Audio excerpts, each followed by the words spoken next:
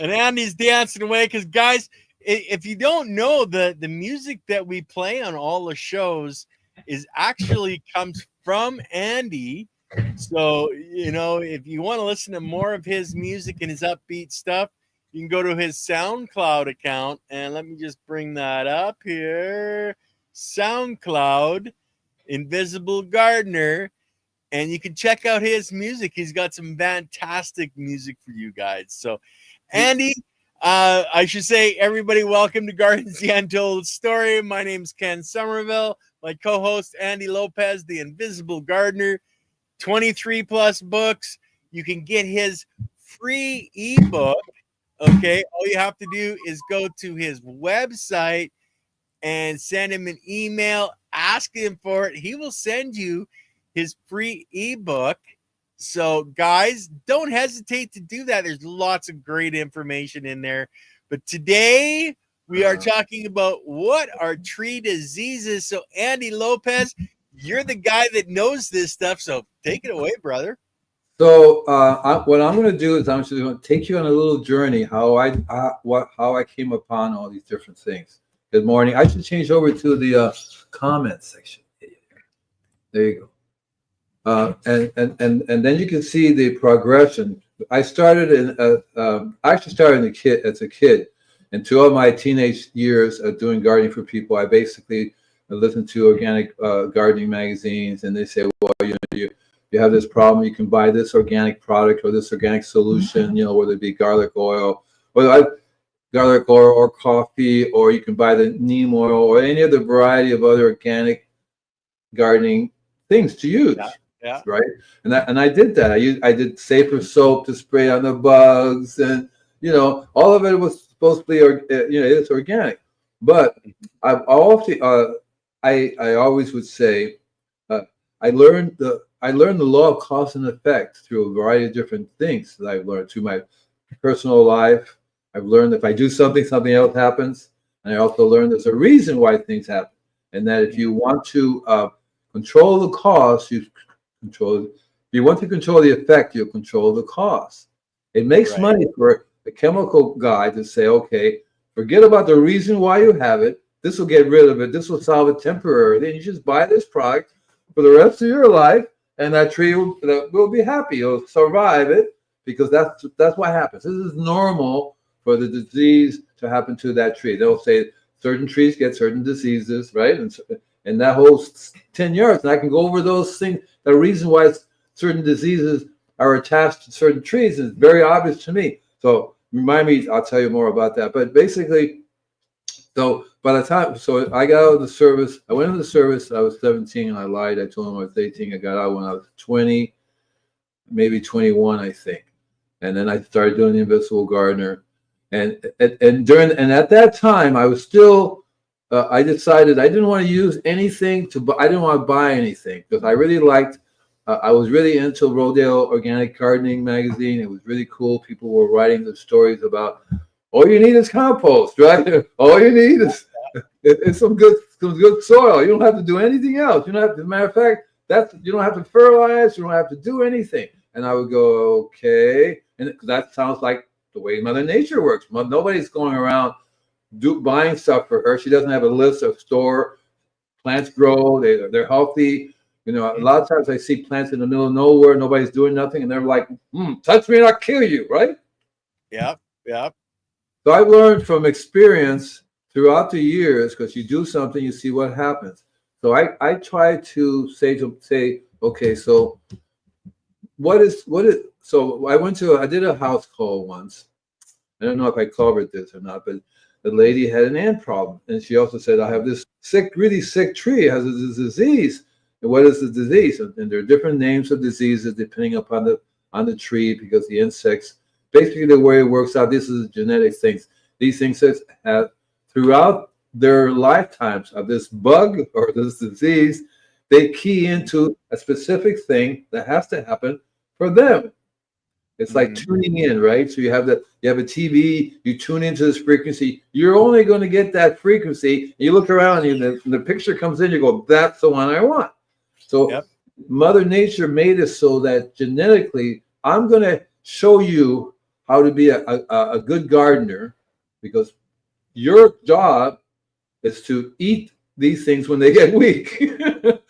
Basically, you may not even have to kill it, but they'll probably die because and there's a reason why they're going to get weak, because they're not getting the food they need, and they can't get the food they need because something's not working right. Either they're getting old or something's happening, right?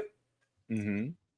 And so throughout around the world, that one of the things that I've learned, because I got into biology, and I didn't call it biology, thanks to you, I call it biology now. But I got into microbes, I got into mycorrhizas and fungi, and I call all my little friends, my little family. But yeah, they're biology, and the biology is very unique. So a tree from Australia, for example, it was growing in Australia for a long. They're used to that certain type of biology that's found in the soil there. That's the genetic structure that they work with. So thousands of years, the genes and biology have been doing this thing, right? So you move this tree, you grow it in California, you're not bringing the biology with you. Now it's growing an entirely different ecosystem, different biology, right? Yeah. And these genes over here, I have no idea what that plant's doing there. That plant has no idea what the heck's going on. And on top of that, planting seeds, so these people give you stuff, which is basically chemicals. Yeah. They give you stuff that you don't really absorb. You barely have the chemicals, you absorb some of it whether you want to or not, right? That's the way it works. So you have urea 6500, high nitrogen. Figure, let's give them a lot, they're going to get some of it, right? Same thing with calcium. Throw it at them. Iron, whatever. They're going to get some of it, right? And logic is, okay, so they end up, but they don't understand that if you eat 1 billion pounds of nitrogen, it's going to affect you adversely in some other way, or calcium or magnesium. Throw things out of balance. Right. So I learned a couple of things during the same time, because Mother Nature, it's like you look at a structure of something and you say, how did they build that? And you can see where they build it any way they want to, it falls apart. But if you do it in a certain way, the structure holds it together. So Mother Nature has this really unique structure. And it goes down to the cells, it goes down to the whole structure of how the plants are done, and how the biology and the insects and everything deals with each other. I missed something. I mean, how do you all? Hi, Mulchard, Mike. Peace, brother. And thank Hank. Chris Trump book now, so perfect, brother. Thank you. See what one of the volunteers? Yes, Hank's one of our volunteers. And he's reaching out to different people to help get them onto the show, to help us promote not just our channel, but the knowledge, because it's really about the knowledge and caring, sharing, and community. It's the community coming all together to help everybody move forward. And Diane is a good friend of Silly Lily. She just came on. I'll bring her up. She's normally on Facebook.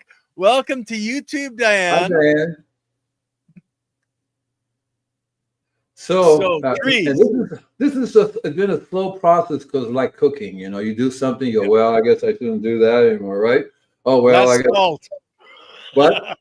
Less salt. Right. So I've learned throughout the years, when people would, first of all, in my own property, in my own gardening, and my own tools, things that I've learned from me, I've learned that more wider range of biology, the better. When I started making, so the first thing I started doing in 1970 was making compost. Like, okay. Mm-hmm. So I tell myself, why does Mother Nature make compost? And Mother Nature is really not doing it for recycling. I tell people, why are you making compost? I want to recycle, man. I got all this stuff I want to recycle, right? But you ask Mother Nature, why are you making compost? Because it's a healer. It heals the wounds of the soil.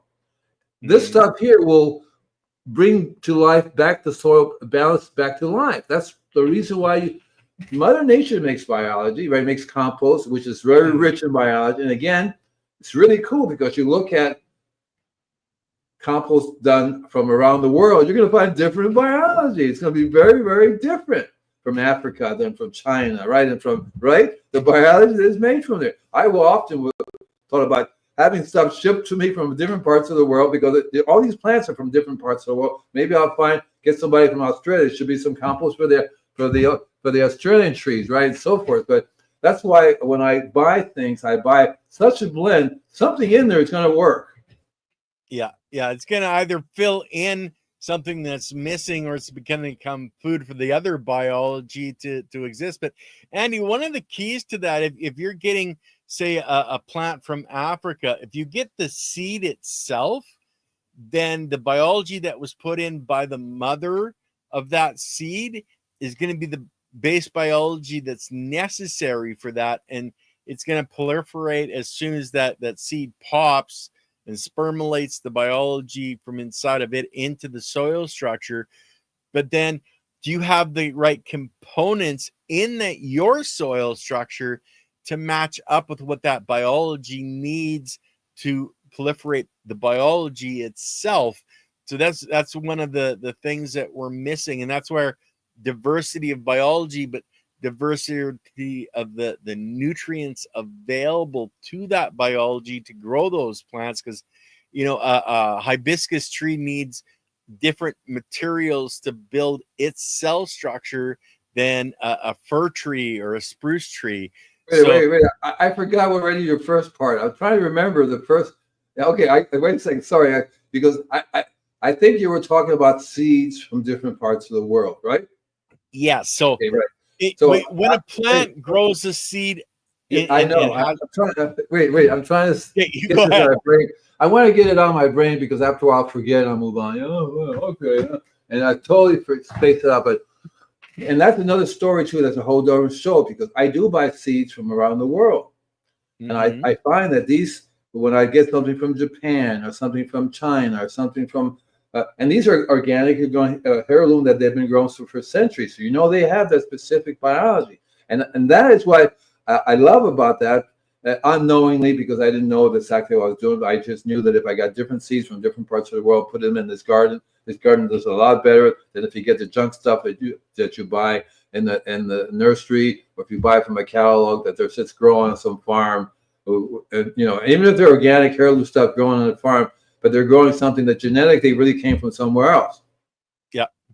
You know what I mean? So two things happen there together at the same time, is that I learned that the compost needs to be a wide range of animals. Actually, three things. The compost needs to be a wide range of animals.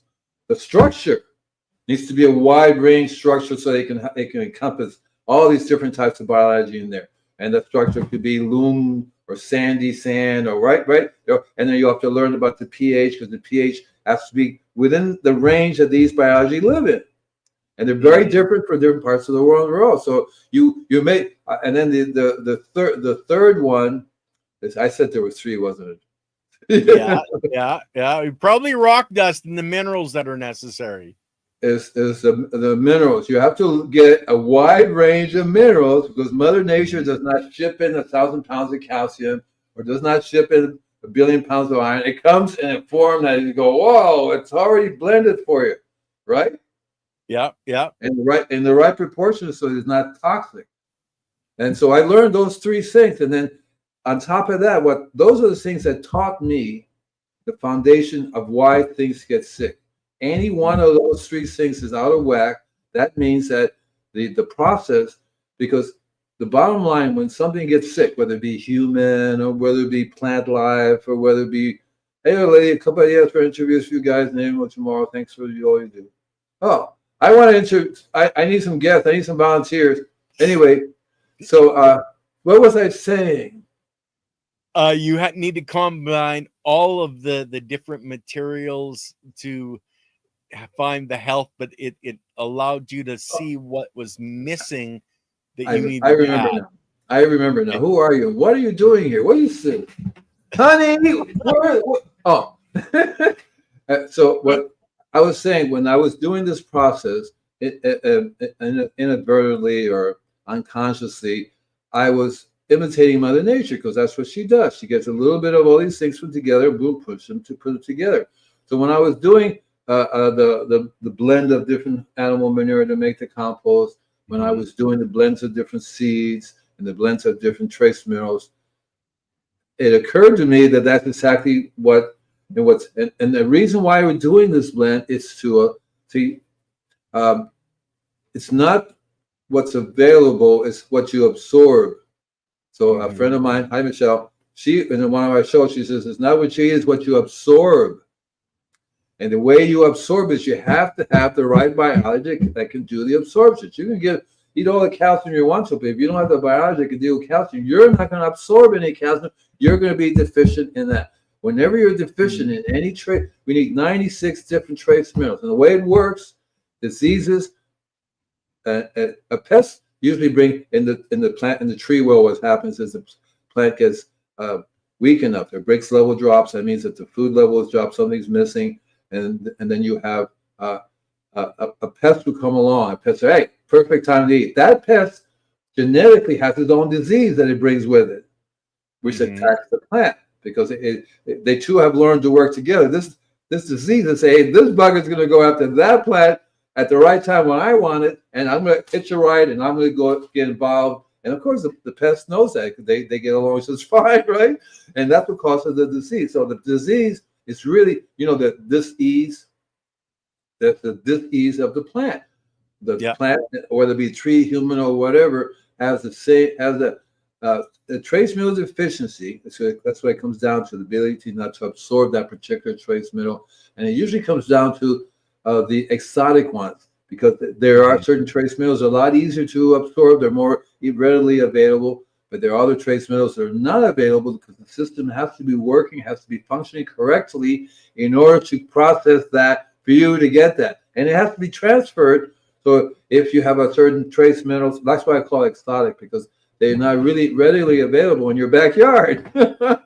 And the way you don't have the compost necessary, the leaves, etc., necessary, that the plant that drew those minerals or compounds up aren't what is in your compost pile, so you're missing that. That's why rock dust, Andy, is so important to add into your compost. Exactly right, and that's why it's important to add a blend of different types of rock dust, not just get from one source. And that's why even then I use C90 on top of that, because then I know at least the C90 has 90 of them. But a lot of these rock dusts, if you was to look at their ingredients, they'll see the different percentage, that they all don't add up to 100%. So you're going to get a lot of other stuff that's basically just fill, doesn't provide for anything, and you may not get. And I can guarantee, if you get all the different rock dusts from around the world, you're still going to be deficient in a few exotic trace minerals. Yeah. And that's because only Mother Nature can take that rock dust, or whatever the exotic mineral comes from, converted into a form they can assimilate. Right? And so having the right biology to assimilate it and to use it. Give you another example. So on the root hairs of trees, there's a specific biology that lives there. The little guy lives there, and he connects the roots to the physical soil structure. And the biology and the structure comes up to this biology and says, okay, did you order the 37 pounds? Yes, sir. And I give it to you in the form that this guy can handle. And then this guy transfers it directly into the plant or tree in another form, right? As somebody that drove truck and dealt with shippers, receivers in the warehouses, that's your shipper receiver. You're bringing up your load, and he signs for it and unloads it, and then it goes to the next guy. So yeah, that makes perfect sense in my world. That's exactly what happens, right? And so that right there is a key cornerstone for the whole thing, because that little guy's not there. You drive up, okay, I'll take it somewhere else. You're not going to get it. The plant is not going to get it. And there are some things that you don't need to have it. The third party, right? The guy there. There are chemicals bypass that. Like I said, if you showed up and you sprayed every buildings with it, you didn't have to. You just dumped it everywhere, or some chemical or whatever it was, or gas, or you know what I mean, that they got it because it didn't have to go through the root hairs, so they absorb it right away and they go, whoa, right? And that's what high nitrogen does. That's why high nitrogen inhibits the absorption of trace minerals. So you have this thing, high nitrogen. You don't find high nitrogen in nature, because Mother Nature says, if I give you high nitrogen, you're not going to get these trace minerals. So humans are saying, the heck with the trace minerals, give them the high nitrogen. Their plant's going to go, and that's what we want. And then we spray the heck out of it because it's normal for them to get these bugs and diseases. Yeah, because they're not healthy plants. They don't say they're not healthy plants. They don't even say that. They say this is normal. They're perfectly healthy. Yeah, they get these things. See, they don't even say they're not healthy because then they admit that they're doing something wrong. That's they're not healthy, right? But Talk to we any know farmer. they're not healthy. Right. Talk to any farmer. Talk to any arborist or chemical arborist. Oh, they're all chemical. I'm in the process of taking the test. Is another story. But yeah, they're not going to say they're not healthy. They're going to say this is normal. Here, take some of this and spray it. That's just what happens. Mm-hmm. So again, it goes back down to, we have been talking a lot about trace minerals in these shows. How many shows have we done? 30, something like that? Over the last 3 years, or yeah, I think it's 69, 70. at least that. And pretty much, I've been in pretty much every show. I always manage to mention, my minerals. Yeah, and rock dust. Yeah, right. Mention rock dust. It's so important, Andy. It's one of the bases that we actually have to reach that full genetic potential, to create that biology that may not be in your soil, that needs to break down, say, silica. If you don't have the biology that breaks it out of the sand, you need the biology needs to get together and create that. That's where quorum sensing and biochar is very important, because then that the biology lives in that biochar, forms what's called quorum sensing, can literally create biology that doesn't exist in your soil structure, because the biology in your plant's going, I need silica, and it sends the signals out, and then other biology goes, oh, well, we don't have anybody that mines silica, but we have the genetic code for somebody that does, and all of a sudden they build that biology that goes out and starts to mine, but it takes time. That's where when you add that biology into the structure, preload it, then you don't have those problems. So the healing process is 2 steps, 2 things. Mm-hmm. It definitely takes time. Okay, so I tell people I used to tell people the soil takes time to heal, and they go, But basically now, if I say the biology takes time to heal, they go, right? They understand it a little more. So there's 2 things happening that in terms of dealing with diseases. You're going to first understand you're not going to be able to do something that tomorrow morning that disease is gone. It's going to take months, if not years, to get the plant back in good health. So your job is to make sure that it gets the food it needs during that process, during that time.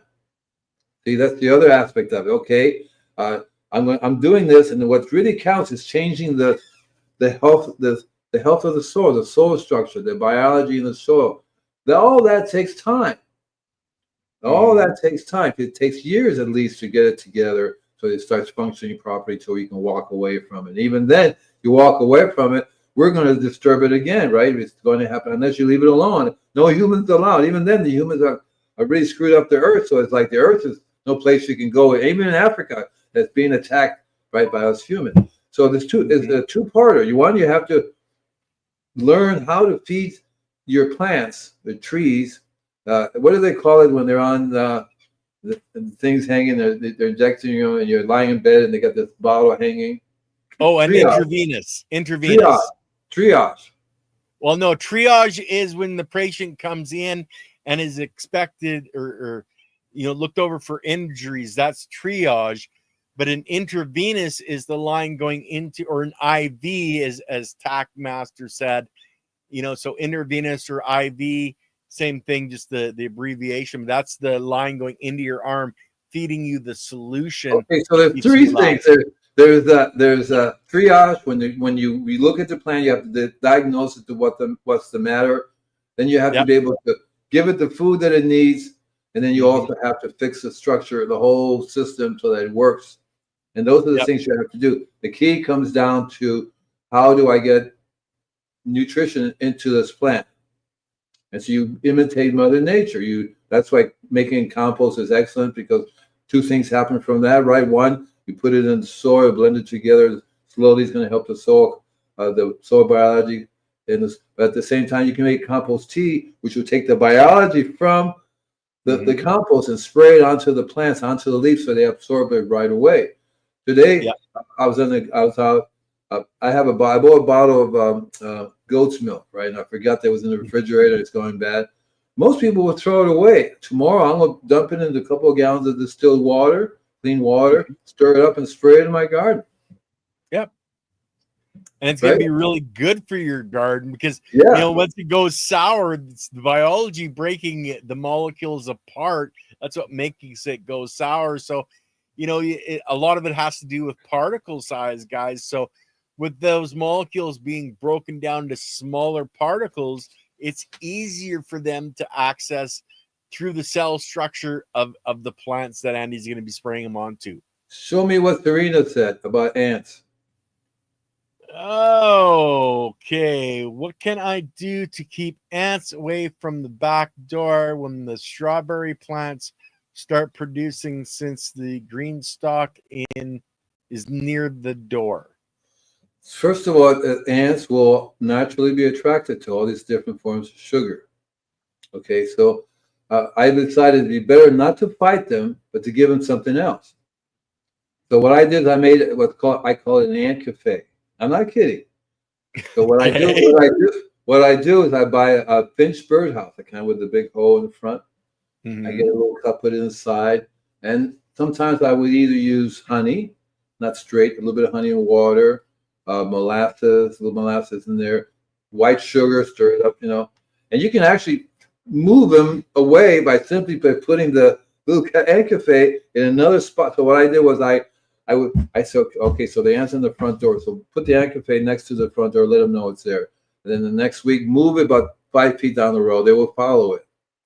They will follow it. You can eventually put it over in a corner there somewhere, but if you don't feed them, they'll be back again. So it's like you have to, say, okay, I'm willing to feed you for the rest of my life if you assist. And then at the same time, what you do to keep them away from the door, you learn there's certain natural things that you can spray. There's a whole bunches of different things you can spray. The Castile soap is an easy one to use. Castile, Dr. Bronner's Castile soap, for example. Or they have all kinds of other natural products on the market that you can buy. Any of your natural shampoo that you're using with natural ingredients work. They have a natural flea treatment. They spray you citronella oil, a lot of these pyrethrum. You can grow the plant. Pyrethrum, it's a plant you can grow. You dry the little yellow flowers into a powder. You either sprinkle the powder around the door or turn it into a liquid and spray it. They will kill the ant. What happens, a few ants would die and they go, I think we better go over there.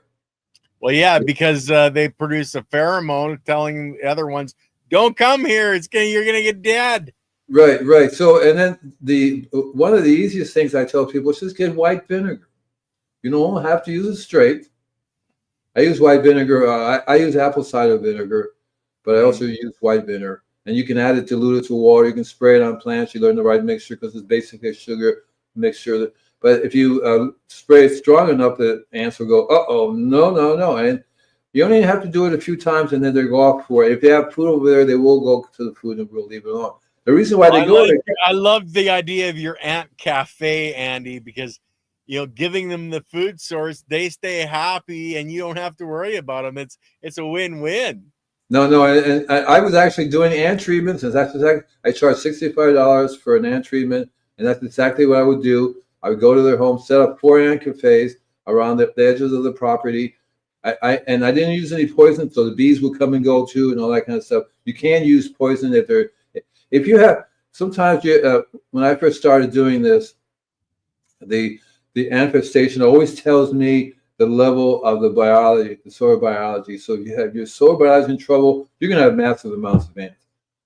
People come up to me and they say, Andy, I have an ant problem. I said, you don't have an ant problem. You have a soil biology problem.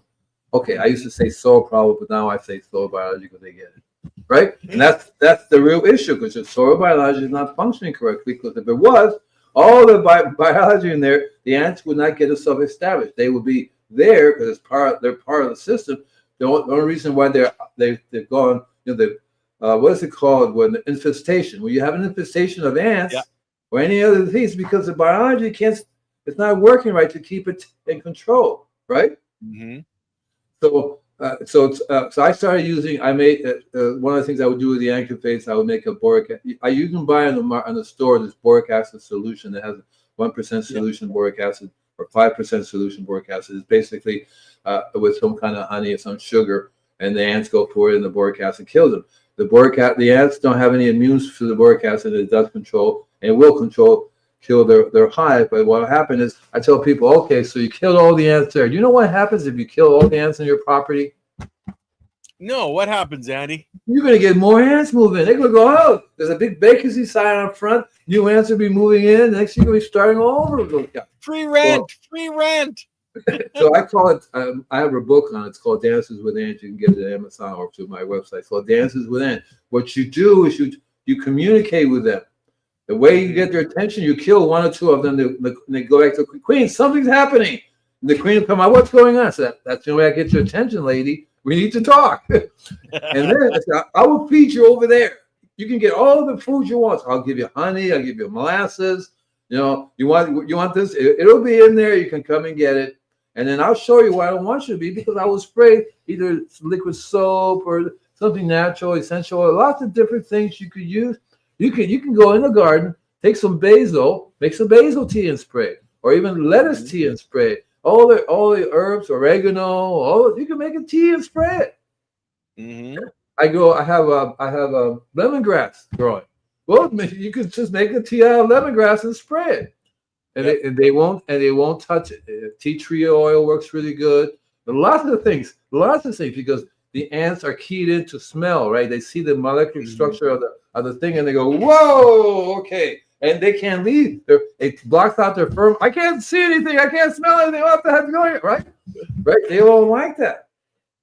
And the same. So you have to. So if you have the ant problem, you don't really have an ant problem.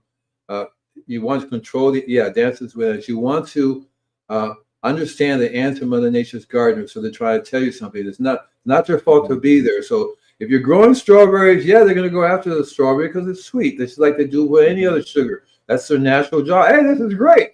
What's wrong with the strawberries? Well, you don't want us here? So you have to tell them in their language, and you do that if you say, okay, you want food? I would take some of the strawberries and move it over there and say, those are yours. You can have them. And the way you tell them you don't want these is you learn to confuse their sense of smell. Uh-oh, something's wrong there. I don't want it, right? Yeah. And I don't know if you've ever heard about ant casting, Andy. Yeah. Have you ever heard that? Ant casting. Yeah, what they do is they melt aluminum, and then they pour it. They dig up part of the anthill, and they pour the hot aluminum into the anthill, and it goes all through it. Then they dig it up, and they have this big, ant. Yeah, I've seen that. And you can take it out. You can see the. Yeah, but that doesn't really solve the problem. That's actually very rude and torturous to have all these ants burn with the liquid, and you'll probably see the little structure like that. No. So what you have to key into is you have to learn to communicate with the ants. You have to learn how to tell them, right? No. And the queen will go, yes, we were here before you. So you have to, don't fight. There was a movie called Ants. And basically the ants were giant ants. And they were fighting them, right? And eventually this big giant the guy came with a big atom bomb to blow them up. Yeah, we got rid of the ants. And then it was silence over here. And the ants were walking around. No, the ants were still there. Actually, we'll take a look at Tackmaster here. What about introducing predators? I was thinking about that with the varroa mites for bees. Tackle the first part. Do you have access to aardvarks, or I don't know who else are predators for ants? Yeah. So there are lots of predators out there for ants. The problem is we're killing the predators off left and right. Lots of predators are not available anymore. Because ants is a good source of protein. They lots of creatures, but they're not around anymore. The one that comes to mind is the aardvark right off the bat, but lots of other creatures will eat it, will lick them up and eat them, and keep a balance of it. And so we have to bring back the predators anyway for lots of different reasons. The same thing with mice and rats and all that kind of stuff. The predator system is all. What's the ants? Oh no! Oh no! Makes it aardvark jumpy, ants in his pants. Yep. So try to look at that from the point of view that the ants are intelligent beings, and once you start getting their attention, you learn how to tell them, no, I don't want you there. I'll give you another thing that you can spray really, really well that you will love. That I do it all the time over here because it's constantly there's a big, massive, a billion trillion army of ants that will come here if I don't control them all the time. And it's basically I learn how to spray my soil biology.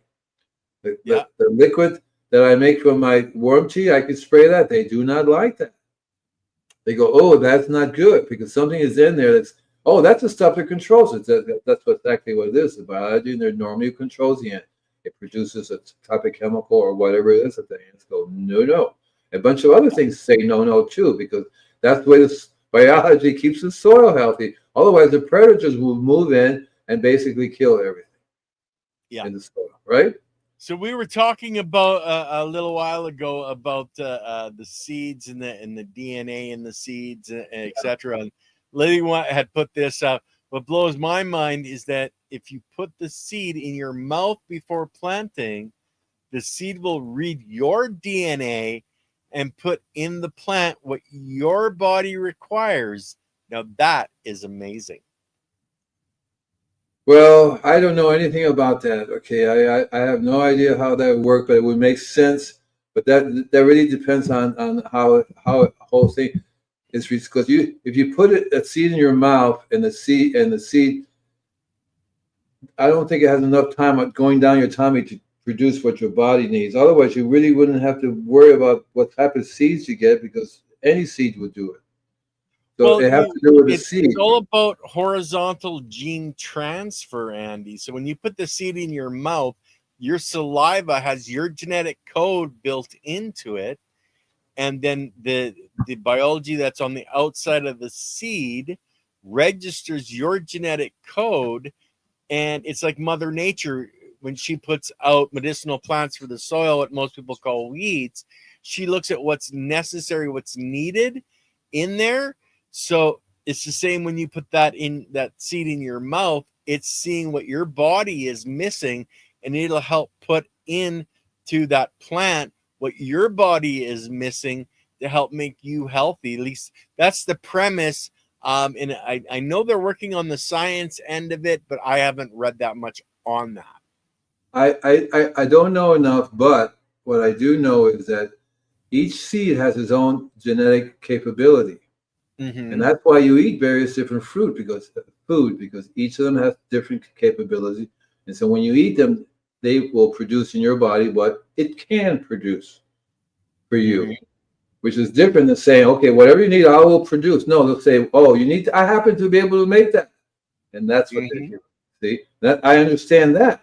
I don't understand if, because it doesn't make any difference what you eat. You're going to get all the nutrients you need from that plant. If it's a plant. Well, the thing is each plant is going to draw up different things. So say a cucumber can only draw up extra boron for you, where the tomato plant can get something else. So it's a combination. Yeah. Exactly right. So that's why you have to have a wide blend of food. That's why the plants need a wide blend of food. Because only certain things, they can only, like the nature's medicine, what we call weeds, they genetically can only do, they're built to do iron, mercury, lead, whatever it is. They are not going to, sometimes they do have a blend, but they're not going to manufacture on the go what you need. And so and that's the key to the plant healing for diseases, because the plants are not getting what they need because they don't have the wide range of biology to provide all the different forms, all the different minerals that they need. 96 of them, see, you miss 2, 3, even one. Just miss one of you have 95. You're going to get something. It's going, and it'll happen. And that's the way Mother Nature has set it up. And I don't know why, but I think they all need like a building block. There's one little piece missing, right? And that's the key right there to it. What is that? What is Lisa saying? Let's see here. I have not seen any academic peer review of the our DNA transfer to the seed. your saliva does have um, I can't pronounce that, but helps break down foods and would soften the I husk mean, of the let's see. seed. Yeah, Okay. that's exactly what I feel too. I think that the genetics of each plant is very different. That's why we're constantly traveling around eating different things, because we're eating the different biologies we have learned will provide us what we want. So when I go Mhm. back to eat something, I ate it before and I felt good. I'm going to go back and eat that again because I can eat that from something from that plant, and it will give me what I need that it can Mhm. produce. And that's what I learned about all plants. They all have different. Some are rich in iron, right? Some are Yeah. rich. And you don't need to know. You don't need to know. The plant knows and Yeah. gives it to you. Yeah. So let's go to rhythm of creation. To what degree is biology being damaged or removed, say, from washing a cucumber and saving the end of the or for the compost? What state is the biology past the first wash? You go ahead and answer it. I have a different answer probably. Okay, so it really, you're washing your vegetables, etc., mainly because there's a lot of bad things in our air that we're breathing, especially if you're in a city. Andy and I were mentioning this before the show. Where he lives is a lot of traffic going by, so he has a lot of exhaust fumes coming and you know uh, gathering on the fruits, the leaves, etc., and that you don't want. So you can take those compounds, throw them into your compost pile, and the biology will break them down if you have the biology that can break those hydrocarbons out. Then you're fine. If you don't, you can wash it down and put it in your compost. Understanding your compost is outside, it's getting those hydrocarbons landing on it all the time anyway. So I would be um hesitant in a city not to wash. In the country where you don't have that, I don't generally wash or didn't Yeah, wash vegetables, etc. A carrot, I would pull it out of ground, wipe it yeah. off, maybe dip it in some water, but then I would chew on it, man. I I like a like the little bit of soil. I dirt. like eating the soil. The soil is Yeah, crunchy. I like it's that. good for you. So you So want to it's tackle what you want to say on that one, Andy? yeah. So it's of course, under normal conditions, you don't have to wash it because you really want what's out on the out. The skin is one of the best parts to eat of any vegetable of any plant. But nowadays, you have to wash it, and unfortunately, by doing so, you also end up washing the biology that you normally would be eating. You Mm-hmm. see, so that's a tough one because I would definitely have to wash it because I didn't want the extra toxic chemicals that are floating around now Yeah, in yeah. my food. You see, in the water, it's the same thing when you buy something that's already has water in it, a can of beans, for example. You need to rinse the bean out because you know that beans, the liquid is going to hold all the toxins that you got from the beans. Mm-hmm. So, but in nature, I mean, naturally, the natural system is for us to use every part of it. I mean, there are some things I don't like the skin of, but most of the time, any fruit I eat the skin as Mm-hmm. well. I think that the skin is more medicinal than anything else. I would take pieces of lemon, cut the lemon up into little pieces of the skin, use the skin. Definitely eat the apple's skin. I don't know why people are constantly scraping the skin off the carrots, even though it's been washed 1,000 times already. And so those are they always have more of the minerals we need than the actual body of the plant stuff. And that's very interesting. See, so we're actually missing out by we're reducing our intake of these minerals.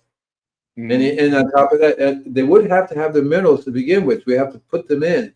So that's what they call by dense foods. So a lot of Yep. food we're not getting the minerals to begin with. Even if it's grown organically, these people have no idea. Oh yeah, we make compost, and they don't know anything about rock dust, don't know anything about minerals. Sure, so it looks good, and of course they would spray things organically, so they feel okay spraying garlic, other things to keep it looking good, right? Mhm. But you're not getting the minerals. So even if you are eating organic produce, you're still going to have to do some kind of supplement to get the minerals. What's one source or another. There are lots of ways to do that. That's totally clean as you could use. To increase. Like I use the C90 all the time. A little bit of C90 in me, I get that 90 trace minerals.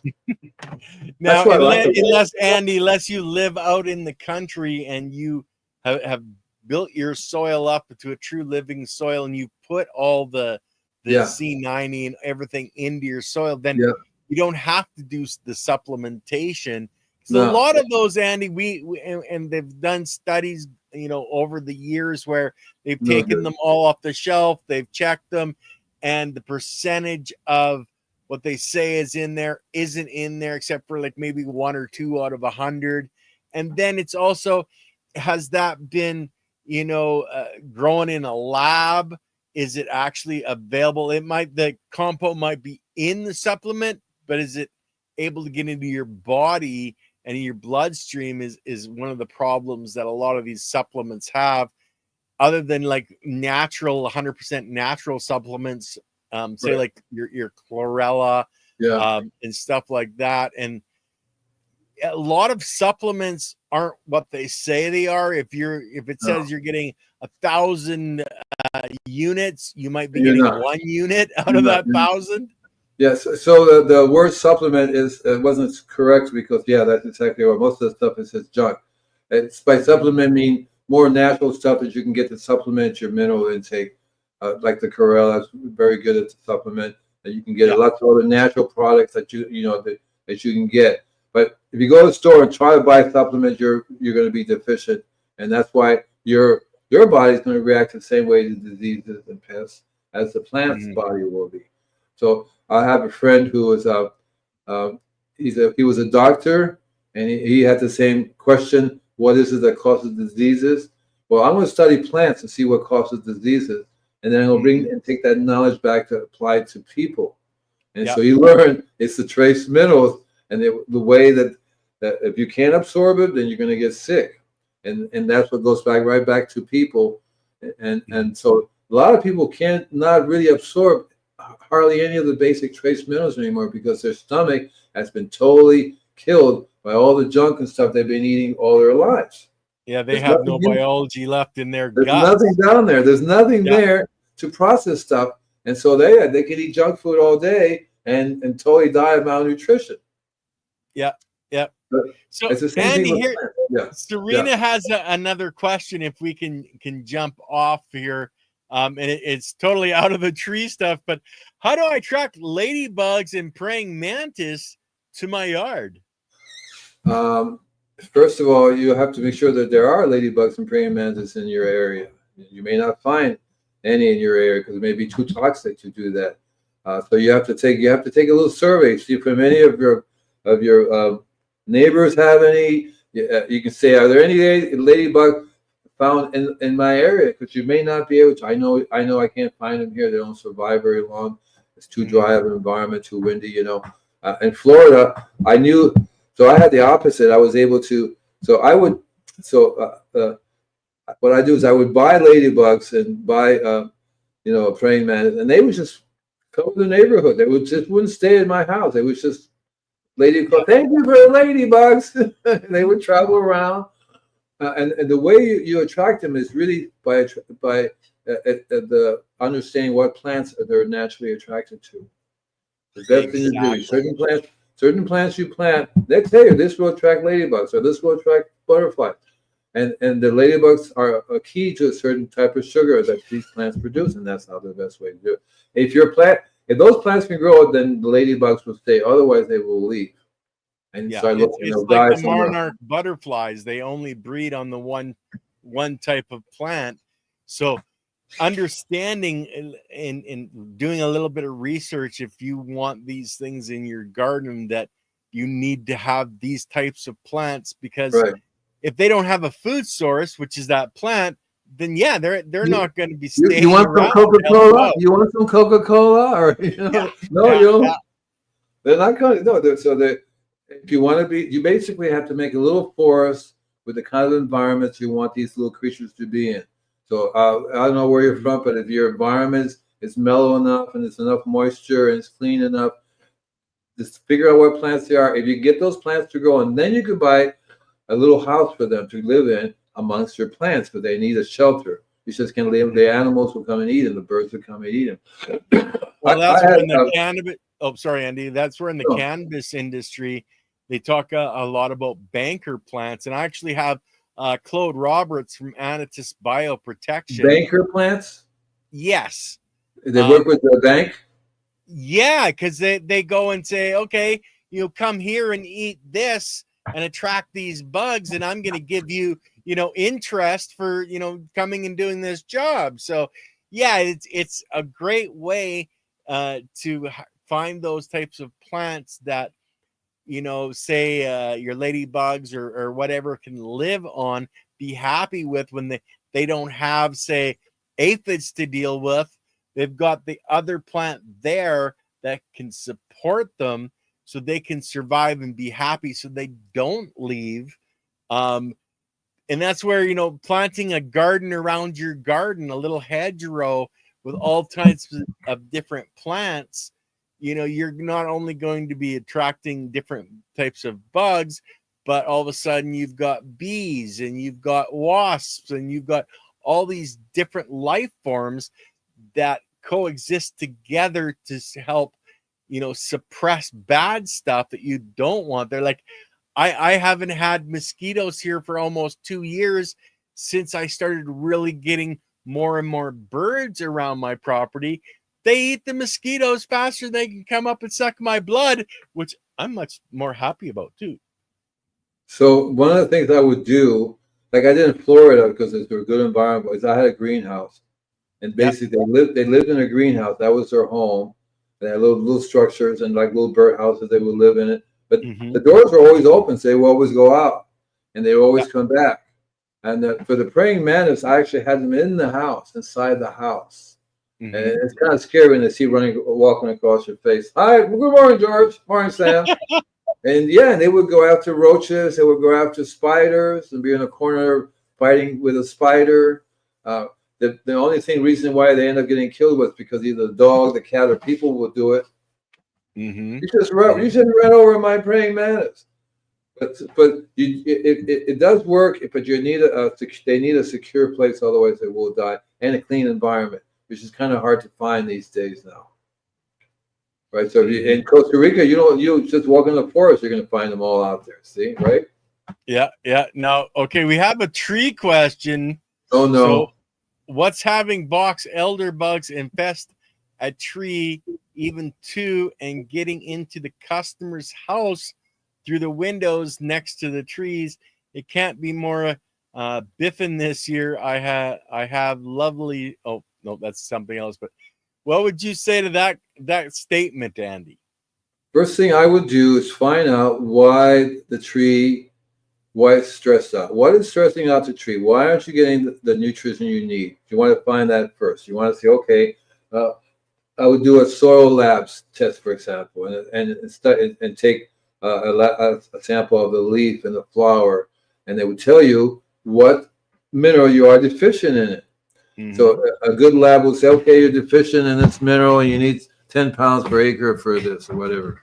But I wouldn't go with that. I would at least find out what it was deficient, because that's the reason why the bug is attacking in the first place. So you say, okay, I discovered that your trace mineral deficiency. So we know, because you know your biology is not working. You just want to see to what aspect it's not. So you say, okay, I'm going to go ahead and start feeding the tree a balanced mineral diet that has all the trace minerals through the leaves. But I also know that the root systems are not working, so we have to do something for the health of the soil. Now, this takes time, right? So in the interim time, there are things you can do to keep the bug from attacking the tree. And it's really, really very simple, because if the tree doesn't attract the bug anymore, the bug will go away and it won't be there, right? But it takes a while for the tree to be healthy enough, because the tree normally repels it. So I've learned that a couple of things you could do. There's two things that come to the bat right off the bat. Garlic is one of them. You can spray, but the best thing to do is plant some garlic at the base of the plant. So the best one that works, the one that works the best is called elephant garlic. It's a big giant bulb. You plant a few of them around. the whole tree will absorb the garlic, which has sulfur in it. The bug will go this and not be attacked. No matter, I'm attracted to it, but I can't get anywhere near it. Yep. See, right? And it's a systemic. And that's the ideal way to get to a big giant tree, because you can't really spray the whole tree, right? I didn't know how big it is. It depends how big it is, The other one is coffee, but coffee is not a systemic. Coffee is a contact. So you can spray on the leaves if you see the bug and get it, but you want a systemic. So the garlic is really the best way. You plant the garlic around it. At the same time, you're going to have to do something to the soil. So you might as well amend the soil the way you want to. Plant a whole bunch of garlic bulbs in there, a little drip system. It'll start absorbing it. You can also buy liquid garlic. It's called garlic. Well, that's a good name for it, yeah. I think it's garlic power, or I forgot. Oh, I forgot the name of it. I haven't used it, but basically, you can buy it's like a gallon of garlic, like 1,000 bulbs of garlic, and you can actually pour it, make a liquid of it, pour it around the base of the plant so that it gets a trunk. The tree will absorb the garlic, and the garlic in the soil, you'll smell the garlic. So the bug will smell it too and leave it alone. You're going to have to apply it regularly because it will disperse, right? It will disappear. But in the interim, you want to work on feeding the tree and helping the soil biology. This is using the garlic. This is the tool to say, tell the bug, go over there. So that's what I would do. It will take you a few years because you have to look at the conditions. Maybe it's super dry there. Maybe nobody's doing any composting. More likely, those are probably the conditions. The food source of the tree is not there. It's being hassled with and blocked. They're not getting what they need. Key into that, and you have the garlic as a way to keep them from coming. More than likely, if you looked around, I bet you if you had a drone, you went up, you're going to find other trees of that time that have the same problem too. Because they usually happen in an area where something's going on in that area. You want to step back and go, wow, look at that. What's going on? Too much water would do the same thing. Too much city water would block the absorption of nutrition, right? Well, it'll kill your biology. So, once the biology is dead, you have no transfer. Now, we've only got a couple of minutes left, guys. So we're going to do Hank's question here. How to deal with web worms. That'll be the last question because Andy's got another appointment after the show. It's the same thing, Hank. You know it's a nutritional deficiency. You know that something going on with the root systems. You want to tell the worms, get out. You want to use the garlic as a systemic. It will absorb the garlic through the roots into the leaf. If you see the webworms on the leaf, you can spray it. That's a good chance to also spray with the tobacco because caffeine does the same thing. It's kind of like a systemic, but it has to come in contact. So if the tree's not super big, you can spray it don't spray it with the coffee and the garlic at the same time because it's the strangest smell you've ever had. I've done that before, not a good idea. So what I would do is I would use the systemic ability of the garlic, make a garlic mixture, pour it around the base of the tree, of the trunk to absorb it, plant some garlic for long-term relief. And if it's not tall enough, you can spray the plant with the garlic or spray the plant but you want to also start feeding it, foliar feeding it through the trunk and the leaves, 96 trace minerals and the biology. The sooner you do that, the sooner the plant will recover. Okay, now there was a question earlier on this that really came down and gave me a hard time. Black knot. Have you ever heard of black knot, Andy? It's a fungus among us. Yes. How do people? Diane was saying she lost like 33 trees to this black knot. Is there a way to disrupt that fungus and get rid of it? Right. It's a trace mineral deficiency. All the diseases will function when the conditions are right. And so each disease has their own requirement, whether it be usually some type of exotic trace mineral will be deficient. So your first thing you want to do is you want to tell the fungus to leave. So the wood vinegar is excellent for that. Mm-hmm. You learn how to make a mixture and spray it, goes in contact with it, absorbs it. It will kill the fungus right off the bat. The garlic is a fungicide, so it will work as well too. But at the same time, you got to amend the soil, control the water, and get some nutrients into the plants. And you'll find it doesn't matter the disease, doesn't matter the bug. There's so many different things you can use. And of course, you go to my website, do invinciblegardener.com, and do the inquiry form, and then say, give me your book because what I do is from now on, you have to do the inquiry form, sign up for my newsletter. I'll send you a newsletter, covers these diseases more, and then you can always talk to me because it's a process of helping you through this process. And I'm going to have to go, folks, because I'm meeting a company who had 900 trees. They lost 300 of them. And so I'm there to save the other 600.